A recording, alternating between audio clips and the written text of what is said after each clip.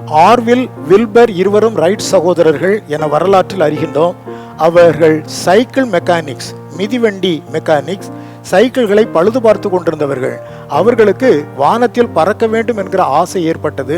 Right flyer என்னும் ஒரு மெஷினை கண்டுபிடித்து 1903 டிசம்பர் 17 4 விசை வானில் பறந்தனர்.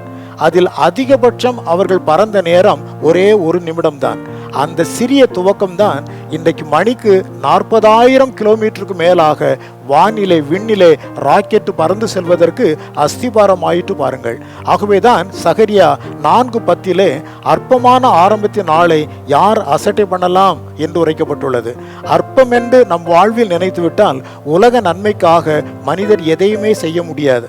அற்பமானது என்னும் கண்ணோட்டத்தில் நாம் எதை நோக்கினாலும் நாம் ஒன்றையும் செய்ய முடியாது. கர்த்தரையும் அவருடைய வல்லமையும் முன்வைத்து நாம் நம்முடைய முயற்சி ஆகிய ஆகாரத்தை தண்ணீர் மேல் போடும்போது அநேக நாட்களுக்கு பின்பு அதன் பலனை காண்போம்.